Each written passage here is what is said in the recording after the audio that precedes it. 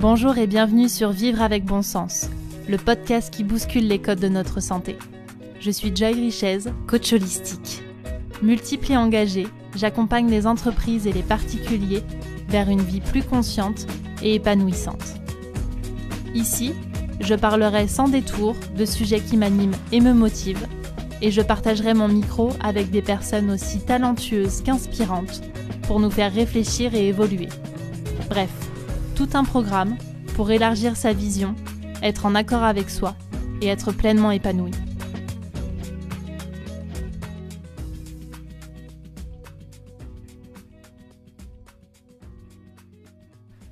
Bonjour et bienvenue dans ce nouvel épisode de Vivre avec bon sens. On se retrouve aujourd'hui pour un épisode duo où je vais vous partager mon échange avec Sarah Dumont. Fondatrice de Happy End, elle est également journaliste, réalisatrice et auteure du livre « Un enterrement comme je veux, le premier guide des obsèques civiles ». Anticonformiste et adepte des sujets tabous, j'ai souhaité échanger avec elle sur le sujet de la mort.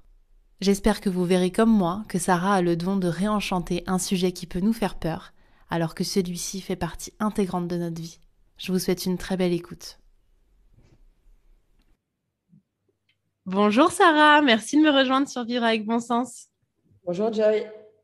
Alors aujourd'hui, j'ai voulu échanger avec toi parce que je voulais qu'on parle de la mort, de notre rapport à la mort, du deuil et puis, si on a le temps, de tout ce qui est obsèques, préparation justement de notre fin. Mais avant de rentrer dans le vif du sujet, je voudrais savoir qu'est-ce qui t'a amené à explorer ce sujet. Alors déjà, moi, j'étais journaliste et j'ai travaillé longtemps comme chef de service société et psycho, notamment dans un magazine féminin qui s'appelle Femme Actuelle.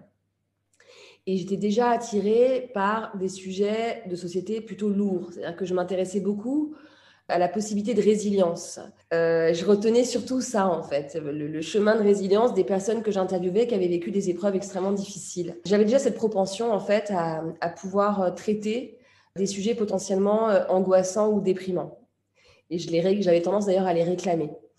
La mort, en fait, rétrospectivement, je m'y suis intéressée depuis assez jeune, en fait, parce que quand je regarde ma bibliothèque, en fait, j'ai des livres que j'ai depuis très longtemps sur le sujet de la mort.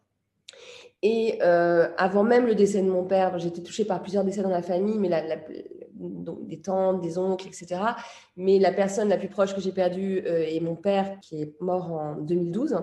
Et je me rends compte que déjà avant son décès, parce que j'ai pensé que c'était son décès qui avait été un véritable déclic, j'étais au Salon de la Mort, le seul salon de la mort qui a eu lieu en France pour le grand public. J'y étais allée volontairement, comme si j'allais voir une expo. Donc voilà, le sujet de la mort est ancré en moi et fait partie de mon histoire. Et pour moi, il n'est pas lourd, c'est-à-dire qu'il ne m'impacte pas négativement. Sinon, je ne ferais pas ce travail depuis 2018, parce que je pense que je ne pourrais pas y arriver d'un point de vue énergétique. Je n'ai pas commencé par le commencement, ce qui aurait été quand même plus intéressant. Toi, avant d'en arriver là, est-ce que tu peux nous dire un petit peu qui tu es et même si ce sujet de la mort n'est pas lourd aujourd'hui, est-ce qu'il a été lourd à un moment donné dans ta vie? Alors, de toute façon, il était un sujet d'intérêt, en fait. C'est un sujet qui me passionne. En tout cas, qui je suis, peut-être dire ce que je fais, en fait, de ce sujet. C'est-à-dire qu'en 2018, j'ai quitté le groupe de presse dans lequel j'étais depuis 15 ans et j'ai décidé de créer Happy End Life, qui est en fait un site d'information sur le sujet de la mort à 360 degrés. C'est-à-dire que je me suis rendu compte qu'en fait, on va tous mourir. C'est vraiment la seule certitude qu'on a au moment où on arrive sur Terre. Il n'existait pas de médias indépendants sur le sujet de la mort. Il existait foultitude de sites sur des grandes étapes de vie, comme la naissance de nos enfants, comme le mariage, comme la retraite, comme pour les aidants. Mais finalement, la mort, non. En fait, on parlait de la mort quand on faisait commerce de la mort. C'était ce qui existait comme information pratique. Et il me semblait qu'il y avait un énorme vide à combler. En fait, on ne peut pas rester on doit être informé de ce sujet, on doit apporter des connaissances et surtout, on doit rassurer sur le fait que quand on traverse un deuil, notamment, on n'est pas seul. On n'est pas seul à avoir traversé cette épreuve. Et donc, sur Happy End, en fait, alors au tout départ, ce n'était qu'un site, un média, donc reconnu comme tel par le ministère de la Culture, où on va trouver des interviews d'experts, des témoignages d'anonymes qui ont vécu des choses, voilà, des expériences liées à la mort. On va trouver des initiatives sur ce qui se passe en France et à l'étranger pour mieux accompagner la fin de vie, pour innover dans le milieu des obsèques, pour créer des cérémonies qui ont du sens. On va trouver aussi des grands sujets de société comme est-ce que demain on sera tous immortels d'un point de vue numérique, ou alors quels sont les nouveaux métiers qui demain nous accompagneront. Enfin, voilà, il y a tout ce type de sujets qui sont créés. Et donc, voilà. Et pour moi, c'était vraiment, en fait, pour moi, c'était important qu'on soit informé parce que c'est comme ça qu'on est libre des choix qu'on fait. En fait, ça m'énervait d'entendre des personnes qui me racontaient, par exemple, qu'ils avaient vécu des obsèques dramatiques, qui étaient extrêmement déçus. Je me disais, mais c'est pas le droit, on n'a pas le droit de rater l'enterrement d'un proche, en fait. On peut pas, c'est trop triste. Donc, je me dis, au moins, sur Happy End, on trouve les informations pour faire des choses qui nous ressemblent, peut-être pour nous autoriser à être libres d'organiser des enterrements qui nous ressemblent. Et donc, voilà. Et puis, moi, j'ai commencé toute seule. Au début, quand je me suis lancée en 2018, j'étais toute seule dans mon petit bureau. Il n'y avait personne qui faisait vraiment qui traitait de ce sujet. En fait, j'étais un peu martienne. Je me sentais très martienne. Quand je racontais ça à mes amis, ils se disaient, oh là là, bon, elle est en train de faire le deuil de son père. Enfin, voilà, je pense qu'ils pensaient ça, en fait. Elle est en train de se guérir. Ils n'avaient pas compris que ça allait durer très longtemps et que c'était peut-être pas ça que j'étais en train de faire. Bon, maintenant, tout le monde a un peu après accepté l'idée que j'étais partie pour un petit bout de temps a priori. Mais voilà, en fait, c'était ça qui me tient à cœur. Et puis, c'est aussi surtout, en fait, j'ai envie de remettre la mort au cœur de nos vies sans que ça soit dramatique, en fait. Pour moi, c'est un sujet qui peut être lumineux. Et de toute façon, c'est positif que d'en parler. Et je le vois à travers tous les retours que j'ai, que ce soit à travers des messages sur les réseaux sociaux, où on en parlera peut-être tout à l'heure, mais lors des apéros de la mort, des événements qu'on organise, etc., je sens à quel point, en fait, ça fait du bien d'en parler. En fait, les gens ont besoin d'en parler. Ils ont besoin qu'on leur ouvre cette porte. Parce qu'on peut avoir envie d'en parler, parce qu'on est curieux de la mort. Ça nous intéresse, comme moi, par exemple, parce qu'on a vécu un deuil et qu'en fait, c'est très lourd que de garder le silence sur ce sujet, sur la souffrance qu'on a. Mais aussi parce qu'on a plein de questions, en fait, et on a le droit d'avoir des réponses. En quoi, justement, c'est intéressant d'ouvrir cette porte sur la mort? Parce que je pense qu'en ouvrant cette porte, on peut être moins angoissé, en fait. Je pense que être conscient aussi de sa finitude et vraiment, un peu plus s'en soucier, c'est aussi peut-être être un peu plus au cœur du sens de notre existence. C'est-à-dire que je pense que quand on n'occulte pas le fait que notre vie, elle a une fin, eh bien, peut-être qu'on se pose plus souvent la question le matin, est-ce que je suis vraiment heureux? Est-ce que ce boulot me convient vraiment? En fait, je pense que c'est une forme un petit peu de thérapie aussi d'avoir ça quand même à l'esprit. Alors que, en fait, globalement, quand même, l'attitude, je trouve, générale, c'est je ne veux surtout pas qu'on me rappelle que je vais mourir. C'est ce que je ressens, moi, quand on va me dire qu'est-ce que vous faites? L'autre jour, j'étais chez le dentiste, l'assistante m'installe sur le ciel et me dit qu'est-ce que vous faites? Je dis moi, j'ai écrit un site sur la mort.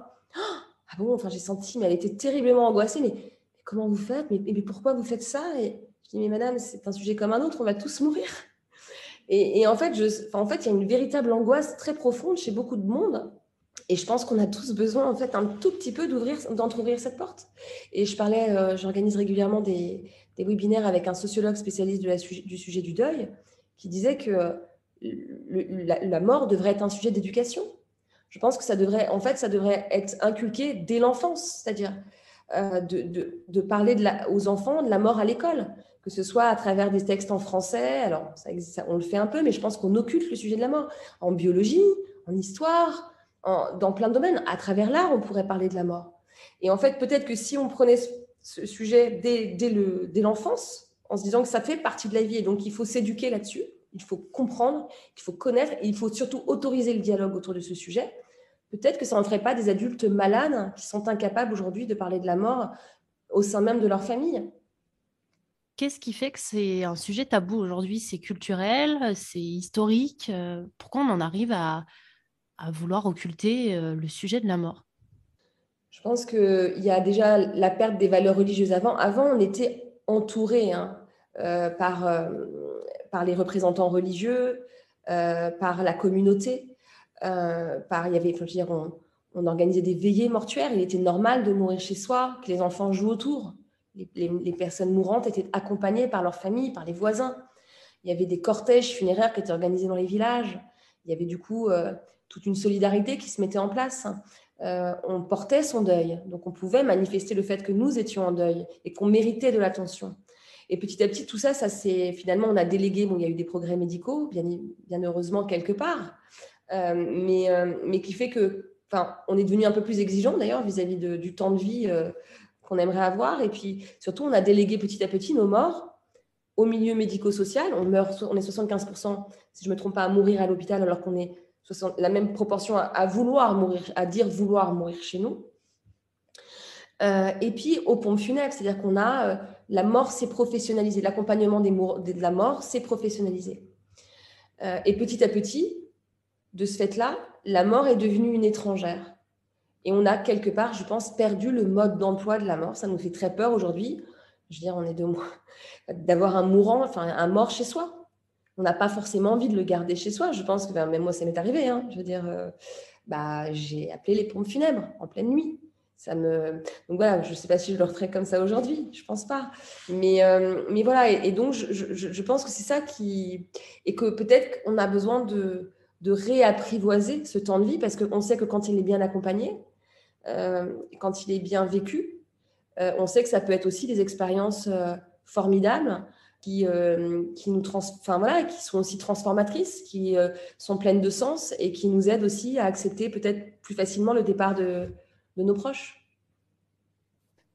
Et alors, dans ce que tu expliquais au départ, toi, c'est un sujet qui t'a toujours animé, mais finalement, qu'est-ce qui a fait la différence avec d'autres? C'est un peu difficile à expliquer, mais je pense que c'est vraiment quelque chose qui m'habite en fait, au plus profond de moi. Je pense que si on a des vies antérieures, peut-être que j'ai une histoire liée à, enfin voilà, que j'ai un rôle à jouer. En tout cas, pour moi, c'est une mission, hein, clairement. D'ailleurs, la façon dont j'entreprends à travers Happy End, c'est vraiment pour moi une entreprise à mission, c'est-à-dire qu'avec beaucoup de valeurs, avec l'envie vraiment de faire du bien. Et puis après, bon, je suis quelqu'un qui aime aussi explorer les sujets de société, qui aime explorer les sujets tabous, aller peut-être parfois, comment dire, peut-être même parfois susciter le débat. Je veux dire, avant de me lancer dans Happy End, j'ai écrit un livre sur l'insémination artisanale en France. Donc, c'est un livre qui s'appelle Supergéniteur, qui parlait du don de sperme artisanal, donc via les réseaux sociaux. Donc, bon, je me rends compte aussi que j'aime bien les sujets tabous, quoi. C'est-à-dire d'aller explorer un sujet que personne ne veut aborder. Et que, voilà, je pense que j'aime, enfin, peut-être que ça fait partie aussi de ma personnalité d'aller peut-être sur des terrains dont personne ne veut, ou en tout cas, et surtout, j'aime bien l'idée de pouvoir peut-être contribuer à mon petit niveau à faire évoluer les mentalités ou à faire bouger les lignes. Et est-ce que tu as l'impression qu'il y a un avant et un après pour toi dans ta relation à la mort? Alors, soit par rapport au décès que tu as vécu, soit à la création de Happy Hen. Alors, moi, avant Happy End, en fait, j'avais déjà organisé notamment les obsèques de mon père de façon originale, entre guillemets. C'est-à-dire que quand il est mort, d'ailleurs, très curieusement, ma mère et moi, on avait en fait relevé un article de presse sans se consulter qui parlait d'une pompe funèbre qui était capable de répondre à des demandes particulières pour les obsèques. Donc, du coup, on ne s'est pas posé la question d'entendre qui on allait aller voir pour ça. Et effectivement, par exemple, mon père qui était agnostique, on ne voulait pas aller au crématorium pour ses funérailles. On s'est dit, c'est pas possible. Enfin, ça nous parlait, mais pas du tout. Et puis, c'était quelqu'un d'assez original. Donc, voilà, il était évident pour nous que ça ne serait pas là. Et on a eu la chance, justement, grâce à cette entreprise de pompes funèbres qui s'appelle L'Autre Rive à Paris, qui nous a écoutés, en fait, qui a été capable de nous présenter des lieux en fonction de qui il était. Et on a atterri de ce fait à la Bellevilloise, qui est une salle de concert parisienne très belle, rouge, avec des oliviers au milieu. Voilà, c'est un lieu qui est bourré d'énergie de fête. Hein. Il y a des très belles fêtes qui ont lieu là-bas. Et du coup, j'ai vécu ce jour-là. Ce jour-là a été fondateur quand même de l'entreprise Happy End, dans le sens où j'ai compris à quel point c'était important de s'écouter, que d'avoir réussi à transporter ça dans un lieu qui n'était pas dédié à la mort. En fait, ça a évité à l'Assemblée d'être dans une posture Je sentais peut-être plus libre d'exprimer la façon dont ils ressentaient les choses. Et en l'occurrence, ils ont applaudi les hommages, ce que je n'avais jamais vu jusqu'à présent à une cérémonie d'enterrement. Et je me suis dit, en fait, c'est génial parce qu'ils sont en train d'applaudir l'homme qu'il était, la vie heureuse qu'il a menée, en fait. Et on célébrait sa vie, en fait. Et moi, petit à petit, je me suis rendu compte de 2 choses. La première, c'est mon entourage me disait, ceux qui étaient venus, je ne savais pas qu'on avait le droit de faire ça, mais c'est fou, son cercueil, ils t'ont autorisé à l'emmener, etc. Et là, je me suis dit, oh là là. Alors là, et pour le coup, c'est mon côté journaliste, j'ai fait, mais c'est pas possible, il faut absolument faire passer le message, c'est tellement précieux. Enfin, il faut le dire. Donc là, c'était un Sarah missionnaire, on va porter le message. Et puis, la deuxième chose, c'est que petit à petit, je me suis rendu compte que quand je me remémorais l'enterrement de mon père, c'était tout sauf un moment triste. C'est un moment, vous voyez, sinon je ne pourrais pas en parler aussi souvent et avec le sourire, quoi. C'est quelque chose de léger pour moi parce que je me dis, il peut n'être que content de ce qu'on lui a organisé. Nous, on a été à la hauteur et surtout, on s'est fait ce cadeau de s'affranchir des codes parce qu'il y a beaucoup de gens qui disent mais ça ne se fait pas.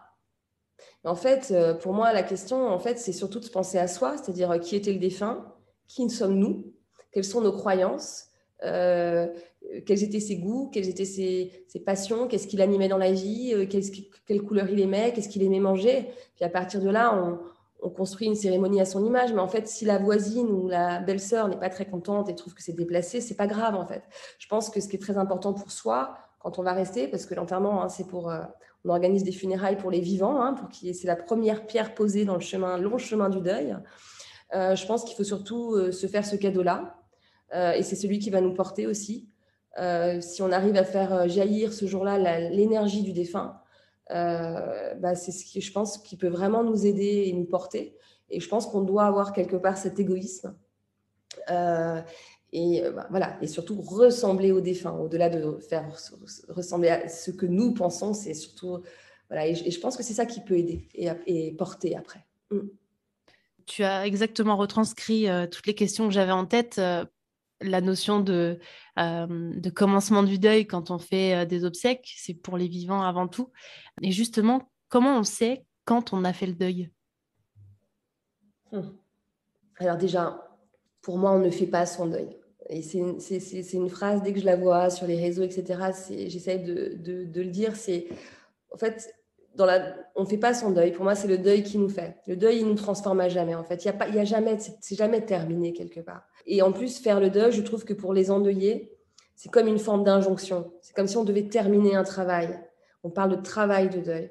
Et donc, ça leur donne la notion, même les 5 étapes du deuil, vous savez, de Kübler-Ross qui circulent énormément, etc. Ce sont des repères. Certes, ce sont des repères. Mais même parfois, je trouve qu'elles sont pesantes pour les endeuillés qui vont dire, mais je ne comprends pas. Je suis abattue. Et encore l'autre jour, à l'apéro de la mort, ça nous est arrivé. Ça fait 8 mois, mais j'ai l'impression d'être encore plus mal qu'au bout de 2 mois. En fait, parce qu'ils ont, vous voyez, des inquiétudes par rapport à c'est quoi le cycle que je dois prendre, c'est quoi, enfin, quelles sont les étapes, mais est-ce que je suis normale, est-ce que je ne suis pas en déprime, est-ce que je ne fais pas un deuil traumatique, etc. Mais en fait, de toute façon, le chemin de chacun est différent en fonction du lien qu'on a avec le défunt, en fonction de notre vie, en fonction de plein de choses, en fonction de ce que ça peut faire rejaillir aussi de deuil passé, de deuil non dit dans la famille, de secrets familiaux. Enfin, on ne sait pas en fait. Et voilà, donc pour moi, il n'y a surtout pas de chemin tout tracé. Et donc, quand est-ce qu'on sait qu'on a fait son deuil, comme tu dis, mais donc quand est-ce qu'on a peut-être cheminé suffisamment pour que le lien qui nous liait au défunt soit antérieur et soit cultivé toujours, mais au fond de nos cœurs, sans nous envahir et sans nous empêcher de vivre à peu près légèrement et normalement. Je dirais que c'est quand on est capable de se lever le matin, qu'on a le cœur léger, qu'on a l'impression que notre cerveau est disponible pour d'autres choses. Mais voilà, mais en tout cas, pour moi, c'est aussi pour ça que j'organise des apéros de la mort, etc. C'est que je vois à quel point les endeuillés souffrent. Par exemple, qu'on ne leur parle plus de leur enfant, qu'on ne leur parle plus de leur mari, que parfois quelques mois juste après le décès, comme si c'était fini, quoi, on n'en parlait plus. Et en fait, à un moment, c'est de dire, mais en fait, vous croyez quoi? Parce que souvent, les gens vont dire, en fait, j'ai peur de lui faire de la peine. Mais en fait, qu'est-ce qu'on croit? Qu'une maman qui a perdu son enfant, elle n'y pense pas tous les jours de sa vie?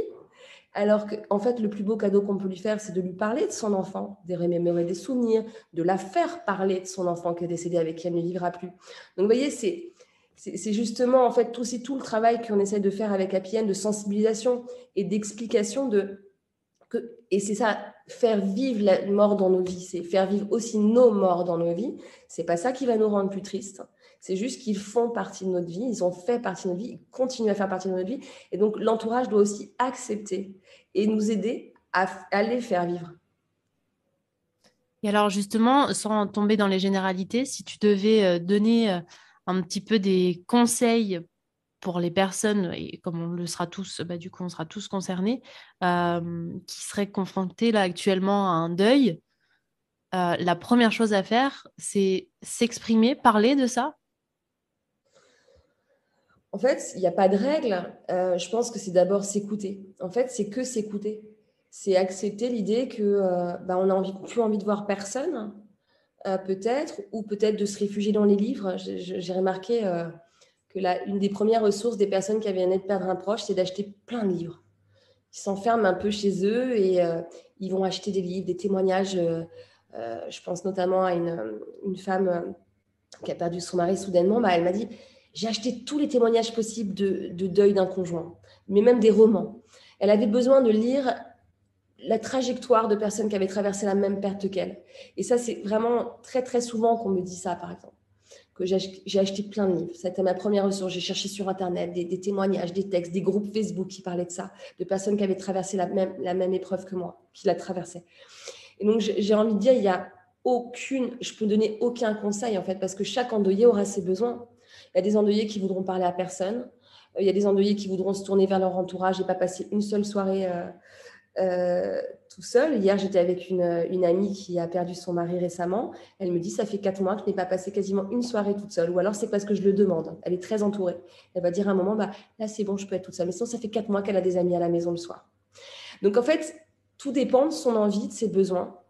Et par contre, je dirais simplement, peut-être, autorisez-vous à dire ce que vous ne voulez pas. Autorisez-vous à dire qu'on vous a blessé. Que le silence, que je sais pas, par exemple, qu'un texto vous a blessé, le manque de nouvelles vous a blessé, ou qu'on puisse vous dire, voyez, on dit souvent, on me raconte encore souvent, on m'a dit qu'on ne comprenait pas trop parce que ça faisait quand même 6 mois que mon mari était mort et on se demandait quand est-ce que j'allais m'en remettre. Bon, je pense qu'il faut être capable aujourd'hui de dire à cette amie, tu sais, en fait, voilà, d'expliquer que en fait, c'est peut-être pas si simple que ce qu'elle ne croit. Parce qu'on ne peut pas en vouloir aux autres. En fait, je pense que tant qu'on n'a pas vécu un deuil, c'est très compliqué de se mettre à la place de ce que l'autre ressent. Je pense que c'est vraiment très, très compliqué. Et donc, j'essaie toujours aussi d'avoir la compréhension aussi pour ces maladresses, etc. Euh, et je pense que dans notre rôle d'endeuillé, si on en a l'énergie, bien sûr, ça peut être bien d'éduquer.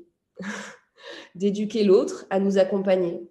À lui dire, tu sais, tu n'es pas obligé de me parler tout le temps, on peut aller se balader, mais tu ne te sens pas obligé de me faire rire. Ou, voilà, le silence, juste marcher à côté de toi, ça me va. Voilà, ils ont aussi besoin d'être rassurés dans ce qu'ils peuvent nous apporter. Il y a aussi beaucoup de personnes qui viennent vers nous, qui disent, comment je peux aider ma sœur, comment je peux aider mon ami. Et on leur dit, peut-être demandez-lui comment vous pouvez l'aider. Parce qu'évidemment, on n'a pas les solutions pour tout le monde.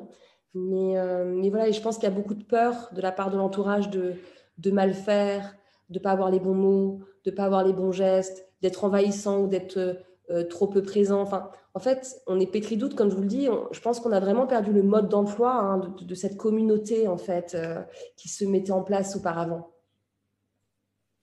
Ce que je comprends, c'est qu'il faut remettre le lien à la fois avec soi dans l'écoute et avec Mm. l'autre en exprimant ses besoins, en exprimant ses émotions pour que finalement ça recircule normalement, même s'il y a eu un choc à un moment donné. Ouais, je pense. Je pense qu'en tout cas, on a vraiment besoin d'en parler, en fait. Oui, même je pense à des entreprises qui ont commis des erreurs. Je pense notamment, par exemple, à une avocate qui nous a raconté, elle revient au barreau et puis pourtant, elle sait qu'un mail a été envoyé pour annoncer la mort soudaine de son mari et personne ne lui parle. Personne ne lui dit un mot sur son mari. Et là, elle ressent une immense gêne. Mais c'est pas possible. Ils savent ou ils savent pas. Mm. Elle se pose carrément la question. Et puis après, elle ressent quoi? De la colère. Bon, en fait, je me dis, dans ce type de situation, peut-être après plusieurs mois passés, peut-être d'envoyer un mail je sais pas moi, au responsable, vous voyez, je sais pas, de la collectif du barreau, de leur expliquer, en fait. Voilà, en fait, c'est pas pour vous acculer. Ce que je vais vous dire, c'est juste pour peut-être que vous compreniez les prochaines fois où ça se passera, que en fait, c'est pas obligé, vous n'êtes pas obligé d'être tous dans le silence et d'être mal à l'aise. Peut-être vous pouvez me dire un mot, enfin, peut-être avoir un bouquet de fleurs sur un bureau. Enfin, vous voyez, je pense qu'on a besoin, même à l'école, enfin, en fait, je pense qu'on a tous besoin un peu d'être éduqués, de comprendre les besoins, en fait. Donc, c'est vrai que je trouve que c'est, comme tu dis, recultiver le lien à soi et aux autres, mais du coup, par aussi une forme d'apprentissage. Ouais. J'ai l'impression que certains deuils nous marquent plus que d'autres et qui nous amènent à créer des tournants dans nos vies. Et de ma place, j'ai l'impression qu'on n'est pas tous égaux par rapport à ça. Et qu'en fait, j'aimerais bien qu'on soit tous égaux et qu'on prenne tous conscience de ça parce que c'est génial de prendre conscience de l'importance et de la richesse de la vie. Mais pourquoi attendre des décès pour le faire? Ah, ça, c'est sûr, je suis d'accord avec toi. Mais après, moi, je me dis, en tout cas, la perte d'un proche qu'on aimait, si elle peut être, et je pense notamment au terme qu'elle avait employé, qui était très fort de Anne Figo, qui est médium, hein, qui avait dit la mort d'un proche peut être un fardeau, mais peut aussi être un cadeau, ce qui est très difficile à entendre quand on est dans l'énorme chagrin et la douleur. Mais c'est vrai, et pour le coup, ce sont des récits qu'on recueille, des témoignages qu'on recueille beaucoup sur Appienne.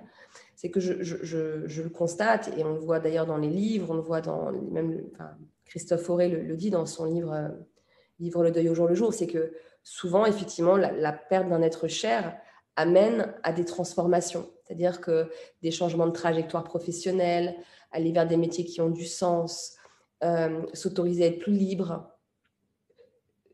ouais, ou faire des choix radicaux, des séparations. Enfin, je pense que ça peut être des électrochocs qui vont nous conduire à s'écouter. Ouais. Et d'ailleurs, par exemple, hier soir, j'étais avec cette amie dont je vous parlais tout à l'heure. Elle nous a annoncé hier, alors qu'elle a son entreprise, qu'elle partait 3 mois sur le chemin de Compostelle. Et je vois qu'il y a beaucoup de personnes endeuillées qui vont sur le chemin de Compostelle. Et je suis sûre qu'à l'issue de ces 3 mois, alors au début, c'est son parrain qui nous racontait hier, son parrain lui a dit pourquoi très peu de temps après la mort du mari, pourquoi tu ne fais pas le chemin de Compostelle? Alors, au début, elle a dit, mais de quoi il me parle? Mais moi, j'ai ma boîte, je suis dans le chagrin, j'ai toutes les démarches administratives à faire. Elle a dit, mais il délire, quoi. Et puis, en fait, ça a cheminé, ça a fait tilt. Et là, donc, elle nous a annoncé hier qu'elle allait partir en juin. Et ben, je suis sûre qu'à l'issue de ces 3 mois de chemin de Compostelle, elle arrivera avec une nouvelle la prochaine fois en nous disant, voilà, j'ai pris une décision. Ou... Voilà, je pense qu'on s'autorise à une époque, avant ça, je pense qu'elle ne se serait pas autorisée à prendre ces 3 mois alors qu'elle est entrepreneuse. Et par contre, là, je pense qu'elle s'est dit, je suis ma priorité et je dois aller peut-être trouver des réponses. Justement, ça, tu le vois dans les apéros de la mort que tu organises, comme une sorte de double trajectoire, ceux qui auraient tendance à perdre totalement le sens de leur vie, à s'enfoncer, entre guillemets, et ceux qui, au contraire, ont cet effet de nouveau souffle. On a les deux, on accueille aussi bien des personnes effectivement dans une grande souffrance, qui cherchent vraiment du réconfort, qui cherchent à trouver un espace de parole libre, sans se sentir encombrant, en fait. C'est-à-dire que je pense que quand on est endeuillé, on peut très vite se sentir en trop, quoi. C'est-à-dire, je pèse, on en a marre que je parle tout le temps de mon mari ou de mon enfant. Alors pour l'enfant, peut-être c'est plus facilement acceptable par la société, mais en tout cas, on en a marre que je parle tout le temps de mon mari, de mon frère, etc. On en a marre que je sois triste, que je pleure à chaque fois qu'on me parle.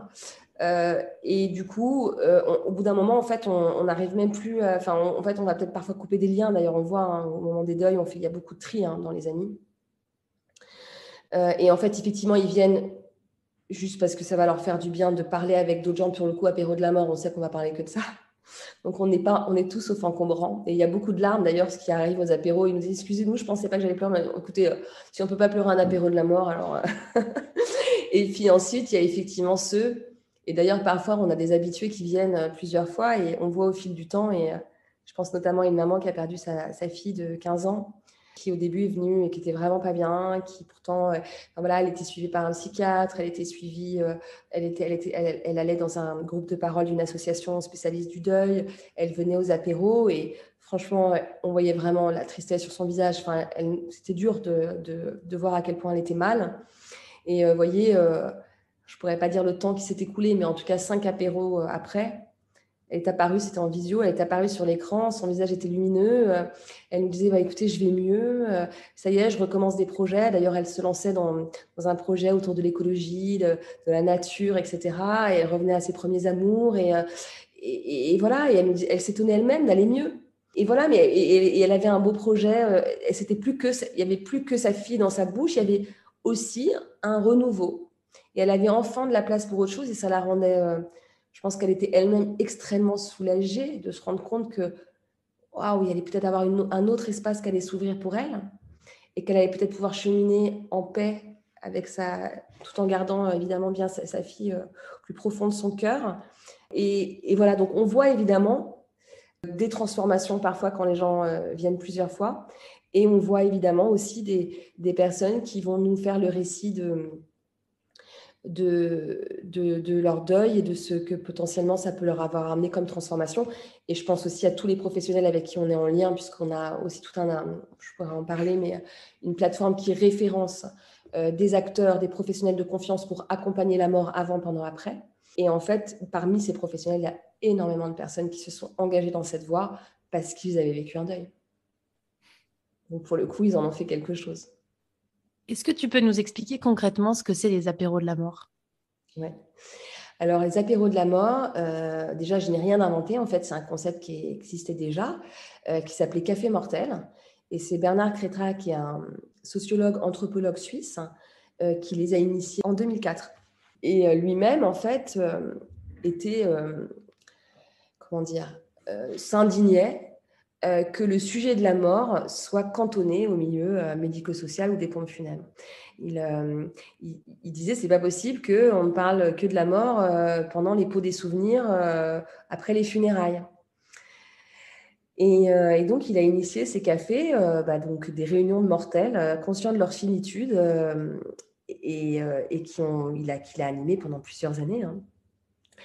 Et en fait, moi, par rapport à l'histoire d'Appienne, c'est qu'au bout de 6 mois, j'étais derrière mon ordinateur quand même si je me sentais très seule, j'avais quand même des personnes qui m'écrivaient parce qu'ils tombaient sur mon site, ils me disaient « Ah, mais c'est super, je partage tout à fait votre vision de la mort, etc. » Et du coup, je me suis dit, si tu veux libérer la parole sur la mort, ça fait partie du projet d'Appienne, hein, au tout départ, c'était une association, c'était dans les statuts, libérer la parole. Je me suis dit, il faut organiser des cafés. Enfin, il faut organiser des temps de rencontre dans la vraie vie, quoi. On ne va pas rester derrière l'ordi quand même. Et donc, j'ai acheté son livre. Et donc, je me suis dit, bon, voilà, c'est comme ça que ça se passe. Okay. Enfin, ce n'est pas un mode d'emploi, mais il raconte son expérience. Et je me suis dit, allez, tu vas te lancer. Mais par contre, je ne voulais pas l'appeler Café Mortel parce que j'avais envie de réhabiliter le mot mort, qu'on ne prononce jamais. On cherche toujours des formules autres. Il est parti, il a disparu, il s'est endormi à jamais. Et c'était vachement important pour moi d'aller un peu titiller ça chez les gens, quoi. Hein. Et une forme de... On va s'habituer, on va finir par s'habituer. Et de la même façon, je me suis dit, tiens, et si moi j'aime bien le temps de l'apéro, je trouve que c'est toujours un temps convivial.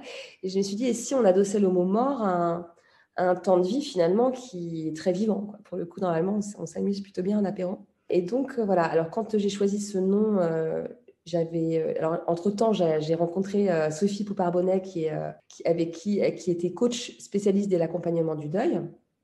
Moi-même, je m'étais formée via un diplôme universitaire à la question du deuil, mais en théorie. Et je trouvais important de former un binôme déjà, de ne pas être toute seule. Je ne savais pas si j'allais être capable d'accueillir toutes ces paroles. Et je trouvais important qu'il y ait quelqu'un qui ait une expérience d'accompagnement. C'est-à-dire, je trouvais que ça nous préservait, nous, en tant qu'organisatrices, et que ça préservait aussi peut-être potentiellement ceux qui allaient venir.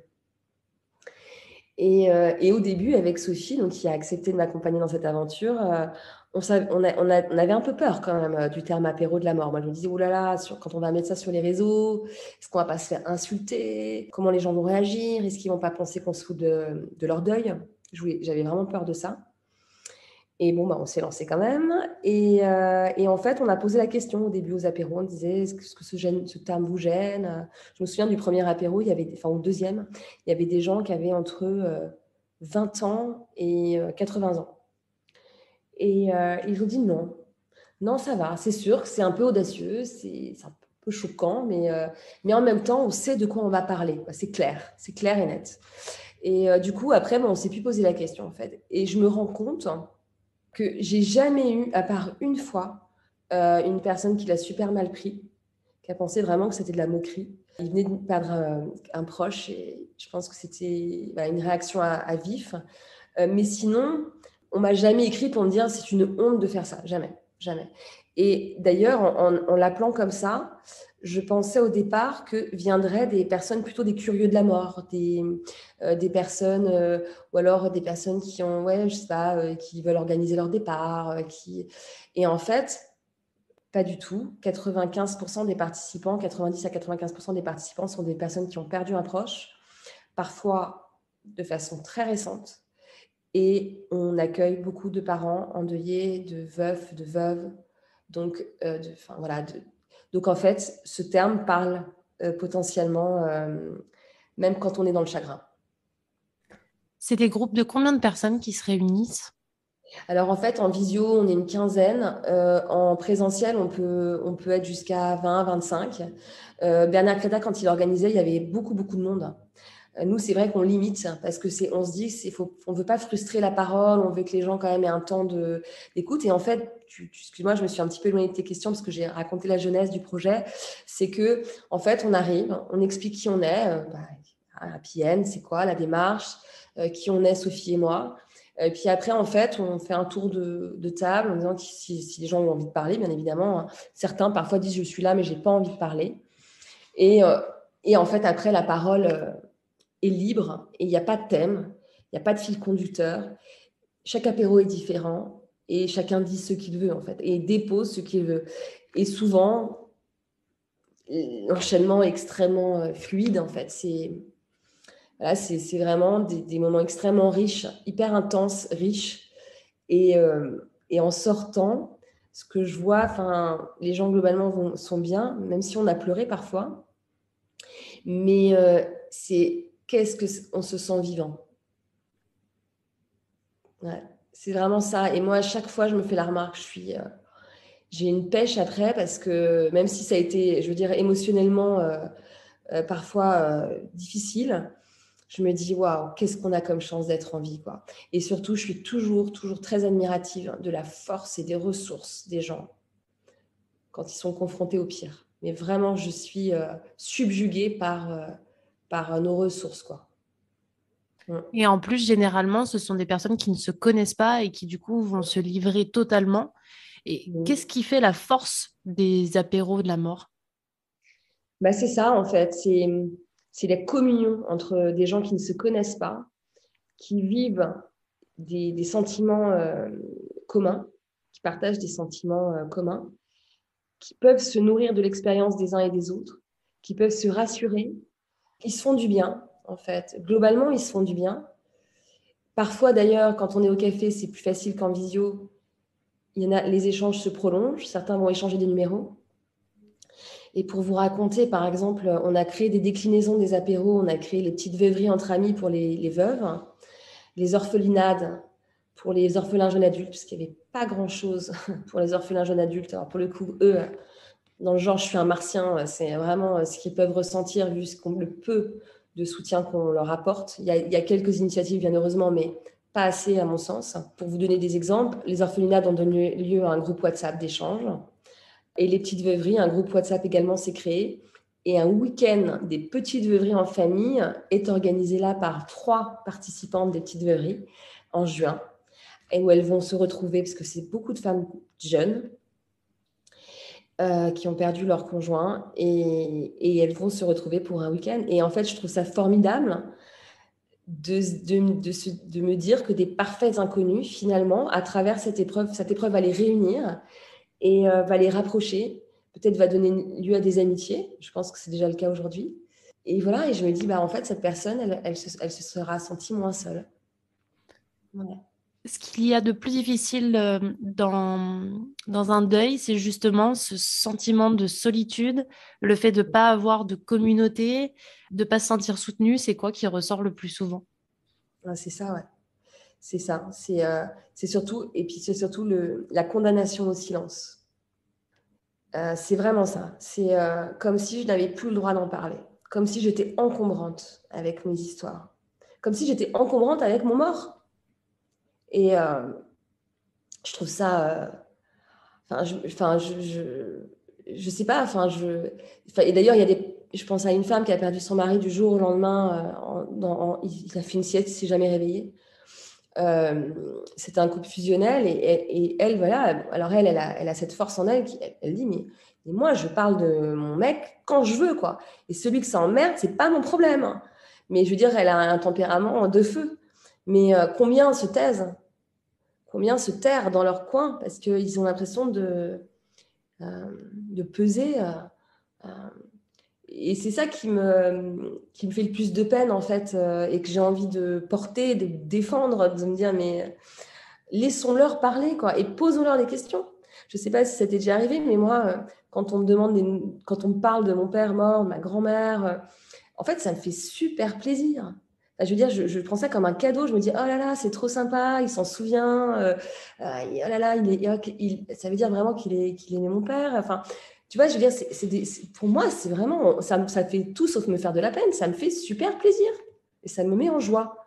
Et en fait, je trouve que voilà, on devrait tous cultiver ça, en fait. Et quand je pense à des parents qui ont perdu leur enfant, de se dire qu'on les fait mourir une deuxième fois parce qu'on leur en parle plus, parce qu'on se dit, bah, ça va lui faire de la peine. Bon, bah non, en fait, il faut changer d'attitude.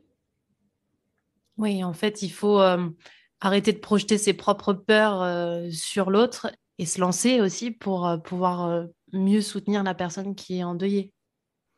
Je pense, ouais. Je te dis pas que tout le monde a envie de t'entendre parler de son défunt, mais quand même, globalement, on a plus envie d'en parler que de pas en parler. Et même, je pense aux enfants. C'est nous qui sommes malades, entre guillemets, de la mort. C'est nous qui en avons si peur. Nos enfants, je veux dire, au début, pour eux, c'est tout à fait normal. Enfin, ils n'ont pas forcément conscience, avant 8-10 ans, de la réalité, de l'irréversibilité de la mort. Mais je veux dire, pour eux, c'est naturel, en fait. C'est nous qui en faisons quelque chose de... Quand j'entends des parents se poser la question de est-ce que je vais l'emmener à l'enterrement ou pas, pour moi, un enfant a toute sa place et les spécialistes vont dans ce sens. Un enterrement, c'est un rituel pour dire au revoir, pour cheminer dans son deuil. Pourquoi on l'écarterait de ce temps-là? On a publié des témoignages sur APN de personnes qui ont été privées de l'enterrement de leurs proches et qui en ont été traumatisées, qui ont mis beaucoup de temps à cheminer par rapport à ça, qui ont eu beaucoup de culpabilité. Je veux dire, on voit à quel point les enfants sont curieux de la mort, posent plein de questions. Alors heureusement, maintenant, on a plein de livres fabuleux, hein, en fonction des âges, qui vont nous aider à justement, nous, si on est mal à l'aise, à trouver une ressource qui va nous permettre de dialoguer, mais tout en nous préservant nous-mêmes. Parce que, enfin, moi, j'ai des personnes dans mon entourage qui me disent je suis tétanisée de la mort, je suis tétanisée de la mort. Et elle, par exemple, je pense à cette fille, Judith, elle a une fille qui lui parle tout le temps de la mort. Donc bon, heureusement, il y a les livres. Mais voilà, même par rapport à nos enfants, je pense qu'on a un petit réajustement à faire. Alors justement, tu parlais de l'éducation. Qu'est-ce qu'on peut faire d'autre en tant que vivant pour rendre plus saine notre relation à la mort ou la préparer? Ouais, est-ce qu'il y a des directives qu'on peut prendre là maintenant? Ouais, moi, il y a quelque chose qui me tient à cœur, c'est qu'on s'occupe un minimum de son départ, de son vivant. C'est-à-dire que j'ai trop entendu des personnes qui avaient souffert de ne pas savoir ce que la personne, leur proche souhaitait au moment de sa mort. Par exemple, je pense à est-ce qu'il voulait être crématisé, inhumé? Est-ce qu'il voulait une cérémonie civile ou religieuse? Est-ce qu'il voulait reposer dans ce cimetière, par exemple? Ou est-ce qu'il voulait donner ses organes? Même si on est tous en France, par exemple, donneurs d'organes par défaut. Ça n'empêche que c'est important de dire je veux donner mes organes ou je m'inscris sur la liste nationale, le registre national des refus. Pourquoi? Parce que, en fait, on ne mesure pas à quel point ne pas donner ces informations, c'est extrêmement pesant pour ceux qui restent. ils vont éprouver parfois des doutes, de la culpabilité. Et surtout, dans une famille, tout le monde n'est pas toujours d'accord. Et ça donne naissance à des conflits, et ça, les pompes funèbres, les notaires le relèvent et le disent. C'est-à-dire qu'au moment de l'organisation des obsèques, des familles se mettent sur la gueule là-dessus, parce qu'ils ne vont pas avoir les mêmes croyances, certains vont s'écharper de crémation et inhumation sur le civil et le religieux. Et donc, j'ai le sentiment que si nous, on pouvait être un petit peu capables de s'interroger, d'écrire ce qu'on veut, voire de le dire quand c'est possible, c'est pas toujours possible, hein, on n'est pas toujours capable dans une famille d'entendre ça. Mais pour moi, c'est un cadeau qu'on leur fait, quoi, vraiment. C'est une responsabilité qu'on a pour moi en tant que vivant, c'est d'être acteur un minimum de sa mort et de ne pas faire comme si on allait être immortel. Et en plus, je dirais, il n'y a pas d'âge pour le faire. Je veux dire, moi, j'ai 44 ans aujourd'hui. Rien ne me garantit que je ne vais pas mourir demain. Enfin, je veux dire, je n'en sais rien. J'espère que je vais vivre, mais je veux dire, il peut tout m'arriver. Bah, je l'ai fait. Enfin, je veux dire, et j'ai un peu l'impression que plus on le fait quelque part jeune, moins ça peut potentiellement être angoissant parce qu'on est quand même, sauf imprévu, à l'abri du sujet, enfin, en tout cas de cette approche finale. Donc voilà, en fait, pour moi, c'est écrire ses volontés funéraires, voilà, c'est un acte responsable.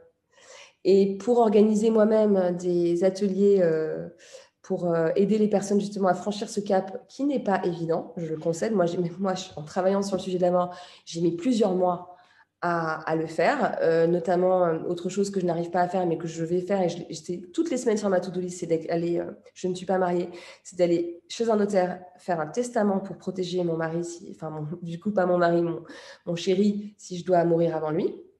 Je voudrais m'occuper de ma mort numérique sur Facebook, sur LinkedIn, enfin sur tous ces réseaux.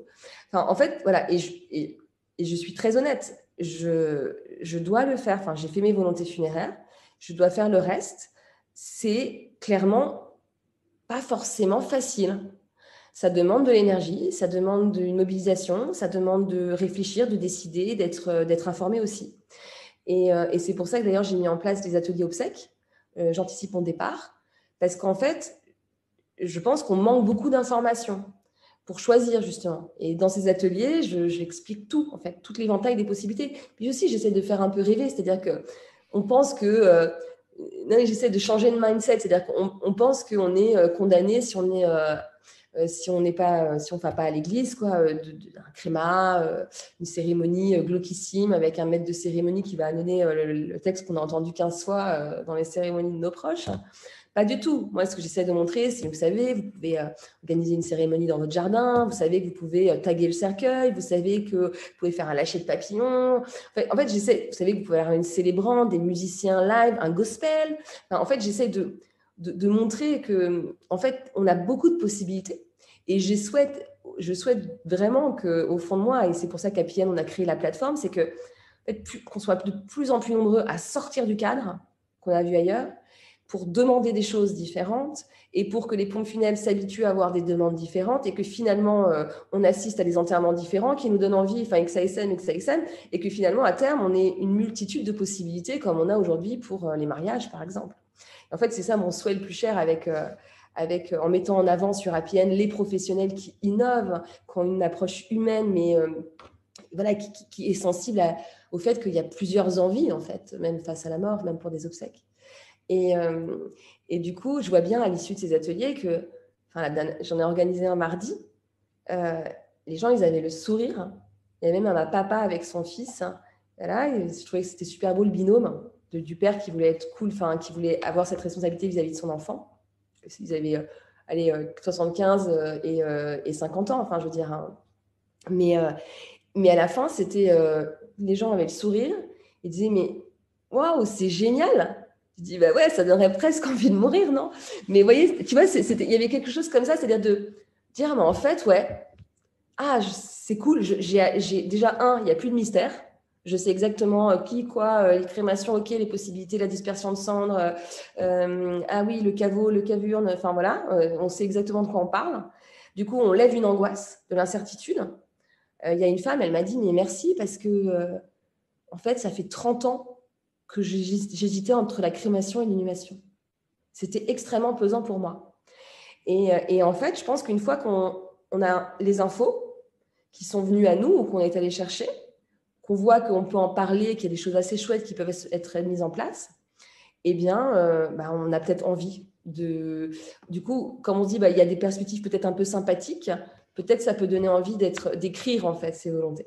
C'est comme ça que j'essaye de prendre aussi les choses, c'est-à-dire qu'on essaye de modifier aussi notre vision en ouvrant du champ.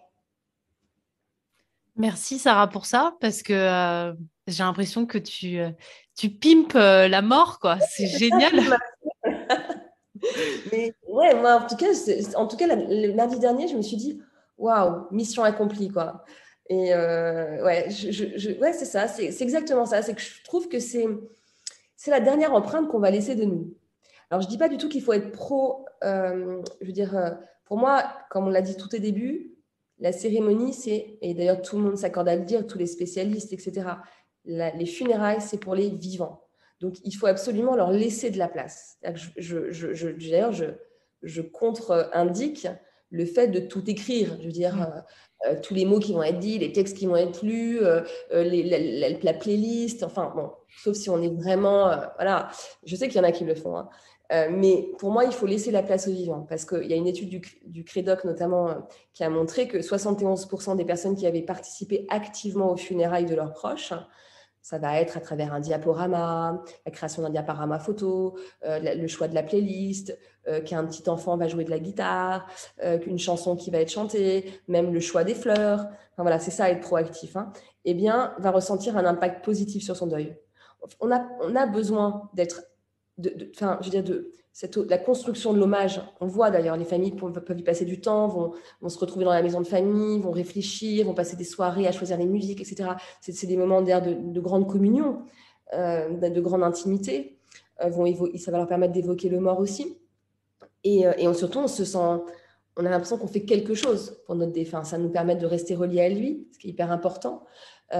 Et du coup, voilà, je pense qu'il ne faut pas enlever ça. En revanche, c'est important de leur donner des consignes sur des éléments primordiaux qui sont don d'organes, crémation, inhumation, civil, religieux, sur lesquels il y a le plus de conflits dans les familles. Et du coup, ce que je voulais dire aussi, c'est que je trouve que, en fait, quand on y pense, toute notre vie, on organise des événements, on organise des fêtes, on organise nos anniversaires, on a des goûts, on sait ce qu'on veut écouter comme musique, on sait qu'est-ce qu'on va boire, qu'est-ce qu'on va manger. Je veux dire, on sait quelle couleur on aime, voilà, comment on s'habille dans ce genre de contexte, etc. Pourquoi les funérailles seraient le seul moment où on ne donnerait pas un peu de nous, nous donner des tendances, alors que finalement, c'est notre dernière scène, c'est notre dernier acte de vie, quelque part, c'est l'énergie qu'on va insuffler pour ce qui reste. Et du coup, je trouve que plus ça nous ressemble, mieux c'est. Et je pense notamment à un monsieur qui m'avait contacté, que j'avais accompagné, qui se savait potentiellement condamné, qui me dit, voilà, moi, j'ai une vie super heureuse. J'ai beaucoup de chance dans ma vie, je suis un homme heureux. Et en fait, je veux que mes funérailles soient une célébration de vie et je veux faire un cadeau à ma famille. Et en fait, il lui tenait à cœur de faire rayonner la vie dans ce temps d'obsèques. Et du coup, il avait envie qu'on réfléchisse ensemble à comment il allait pouvoir amener ça. Et je rencontre de plus en plus de personnes comme ça, et c'est une tendance d'ailleurs qui est assez présente aux États-Unis, la célébration de vie, où finalement, il y a beaucoup plus de prise de parole qu'en France. Vous voyez, c'est un peu moins finalement, on laisse un peu moins la place aux professionnels, mais on s'empare davantage de l'événement. Et c'est peut-être ça que nous permet, quand on réfléchit aux choses, tu vois, par exemple, les choses que je trouve qui ont du sens, quand on a de dire venez tous en blanc ou portez pas de noir le jour de mon enterrement. Enfin, tu vois, des choses comme ça. Je trouve que quand ça ne nous ressemble pas, que les gens soient habillés en noir, pourquoi on peut leur dire. Et puis en plus, si c'est le mort qui l'a dit dans ses volontés, les volontés, c'est légalement, hein, on ne peut pas aller à l'encontre de volonté. Donc ça nous protège, c'est-à-dire que pourtant, je sais que des personnes écrivent leur volonté parce qu'ils savent que la famille derrière, sinon, va aller à l'encontre de souhaits pour des questions religieuses, par exemple. Donc, ça ne les empêche pas parfois d'aller à l'encontre. Hein, mais en tout cas, voilà, je me dis, c'est un acte responsable. Légalement, le fait de faire un papier libre où on met ses volontés, ça fonctionne ou il faut que ce soit déposé forcément chez le notaire? Non, non, pas du tout, ça fonctionne. D'ailleurs, on peut déposer ses volontés funéraires chez le notaire, mais il faut savoir que il ne faut pas le déposer que là, parce que globalement, compte tenu de leur planning et compte tenu du timing des funérailles qui est de 24 heures à 6 jours pour l'organisation des obsèques, c'est souvent après qu'on rencontre le notaire. Et donc, du coup, ne surtout pas se contenter de les déposer chez le notaire. Parce que il est déjà arrivé des choses, qu'une famille opte pour la crémation et découvre après que la personne avait souhaité une inhumation. Donc, il vaut mieux éviter. Non, dans un livret de famille ou dans un dossier, quand on n'a pas de livret de famille, dans un dossier où on indique le jour de ma mort et on informe bien évidemment son entourage qu'on a préparé quelque chose, quoi. Et bientôt sur Appian, on pourra réfléchir à ça. On va créer tout un parcours pour l'organisation, l'anticipation de sa mort et de ses obsèques. Et on pourra réfléchir et déposer, partager ses volontés. Donc voilà, il y a plusieurs façons de le faire. Il y a aussi des coffres-forts numériques aujourd'hui qui existent. Il y a un site qui s'appelle Mon Petit Testament. Enfin voilà, il y a plusieurs manières de transmettre. Parce que évidemment, je sais que dans certaines familles, ça va être des parents qui vont vouloir parler de leur départ à leurs enfants et les enfants ne sont pas prêts à l'accueillir et dire mais pourquoi tu me parles de ça? T'es pas malade? Qu'est-ce que t'as? Qu'est-ce qui t'arrive? T'es déprimé ou quoi? Donc les parents peuvent se sentir parents ou grands-parents se sentir un peu frustrés de ne pas pouvoir dire naturellement ce qu'ils souhaitent. Et de la même façon, des enfants vont poser des questions à leurs parents en disant bon, dis-moi, qu'est-ce que tu souhaites au fait, voilà, ce serait bien que tu me dises, moi je serais contente de savoir, etc. Et puis des parents qui s'offusquent, en disant mais tu me mets déjà dans la tombe, pourquoi tu me parles de ça? Et qui le prennent super mal. Donc j'ai bien conscience que c'est pas évident d'aborder ce sujet, pas toujours en famille en tout cas, mais donc si c'est pas la famille, ça peut être des amis très proches ou ou d'autres, pas en tout cas ses parents. Voilà, quand c'est trop difficile, il y a toujours des biais pour faire passer le message. Ça m'a donné envie. Merci Sarah. Ah, cool. Comme cet échange touche malheureusement à sa fin déjà, je voulais savoir pour toi qu'est-ce que ça veut dire vivre avec bon sens? Vivre avec bon sens. Moi, j'ai envie de dire, vivre avec bon sens, c'est déjà dans son sens à soi, en se respectant en fait, en respectant qui on est, parce qu'on pourrait penser bon sens comme ce que la société pourrait nous imposer. Et moi, ce serait vraiment le bon sens, le sien, le sens qu'on a envie de prendre. Merci Sarah. Si on a envie de poursuivre, découvrir ce que tu fais, participer aux apéros, où est-ce qu'on te retrouve? Qu'est-ce qu'on fait pour la suite? Alors, on peut nous retrouver sur le site happyend.life. Là, on a une rubrique apéro de la mort où il y a tous les événements, parce que du coup, ils sont en train d'essaimer en France, peut-être même bientôt à La Réunion. Donc, voilà, on trouve les événements là-dessus. Il faut s'inscrire en ligne, c'est gratuit, hein. Après, on peut aussi nous retrouver sur Instagram, LinkedIn, Facebook. Et puis, j'ai un livre que j'ai écrit qui s'appelle Un enterrement comme je veux, qui est un guide pratique des obsèques civiles, qui est en librairie pour le coup, qu'on trouve en librairie. Je sais que certains libraires, quand on leur demande, disent mais c'est quoi ce livre? Mais pourquoi vous voulez ce livre? Qui ne sont des têtes pas possibles. Mais justement, c'est aussi une façon de les éduquer que de leur faire cette demande. Donc voilà, pour nous retrouver en tout cas.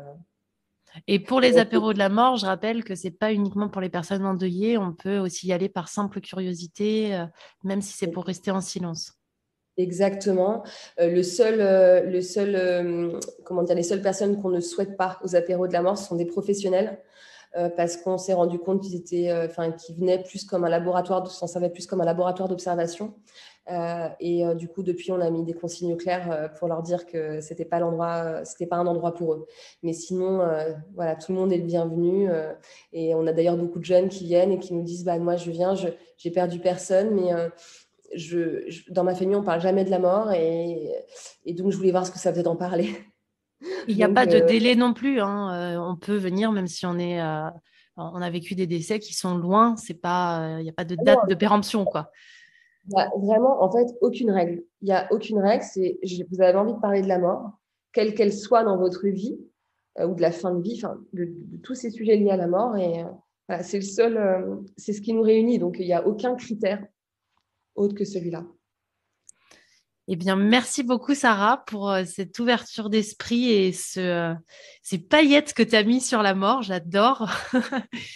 Et hâte de suivre tous les événements que tu pourras proposer pour dépoussiérer ce sujet.